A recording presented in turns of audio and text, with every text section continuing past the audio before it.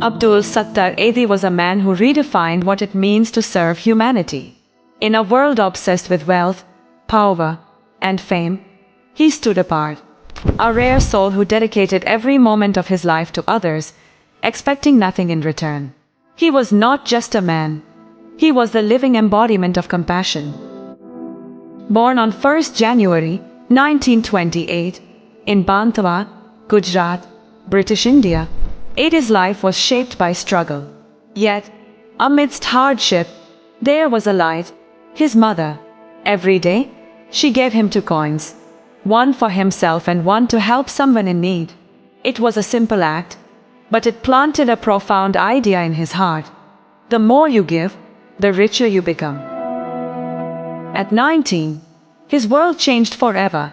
The partition of India forced his family to migrate to Karachi, Pakistan. The streets were filled with refugees, people with nothing but the clothes on their backs. Faced challenges, working odd jobs to survive. Yet, his heart ached for those who had even less. He saw mothers begging for food, children dying without medicine, and the elderly abandoned on sidewalks. He couldn't ignore their suffering. One day, he came across a man bleeding on the street as people walked by, indifferent. Edhi rushed him to the hospital, but it was too late. That moment changed him. He made a vow that no one should die simply because there was no one to help them. In 1951, with just a few rupees in his pocket, he rented a small room in Karachi and turned it into a free clinic. There were no government grants or wealthy donors, just Edhi and his belief in humanity. He treated anyone who came, regardless of who they were. Soon, he realized something urgent was missing: an ambulance. He borrowed money to buy an old, rusted van and converted it into Karachi's first free ambulance.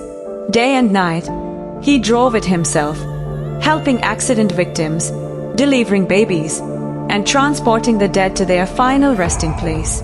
That single van became the seed of something extraordinary.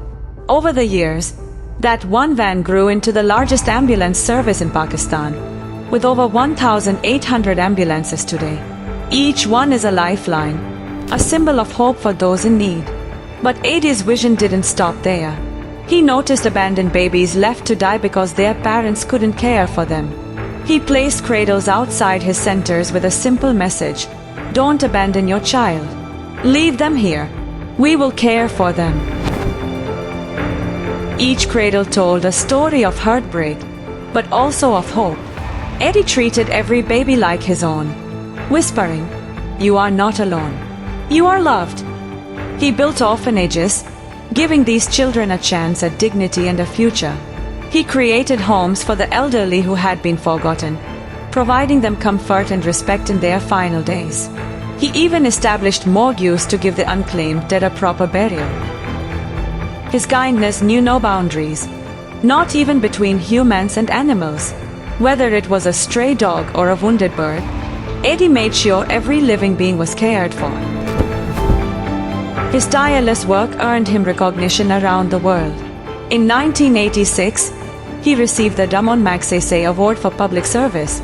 Though he never won the Nobel Peace Prize, his name was often mentioned among its nominees.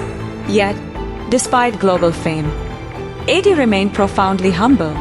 He owned just 2 sets of clothes and lived in a small room next to his office. When asked why he lived so simply, he would smile and say, "I don't need more. My wealth is in the smiles of the people I serve." It wasn't always easy. Edhi faced threats, false accusations, and criticism.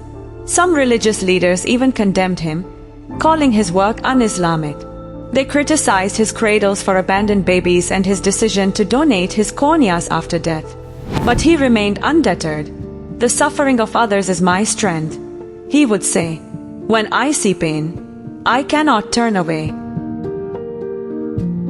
On 8th July 2016, Pakistan lost its greatest humanitarian. Abdul Sattar Edhi passed away at the age of 88, leaving behind a nation in mourning. Millions came to pay their respects, and he was given a state funeral. A rare honor for a man who had dedicated his life to those most in need. Even in death, his legacy lives on. The Edhi Foundation, now led by his wife Bilqis Edhi, continues to provide hope to millions. With over 300 centers across Pakistan and beyond, the foundation offers free medical care, shelter, and support to anyone in need. Edhi once said, "People have become educated, but they have yet to become human." His life was proof that one person, driven by compassion, can change the world. His story reminds us that kindness costs nothing, but its impact is priceless. In a world often consumed by greed and indifference, Edhi's life shines as a beacon of hope. Let us honor his legacy, not with words, but with actions. Let us be the change, the hope, and the helping hand that someone needs, because in the end, that's what truly matters. Edhi's philosophy was simple yet profound. Humanity has no boundaries. He never asked about religion, caste, or creed before helping someone. Whether it was a Hindu, a Christian, or a Muslim, all he saw was a human in need. During times of religious violence in Pakistan, he often stood between opposing groups, shielding the wounded and transporting the injured to safety. He would say, "Serving humanity is the best form of worship."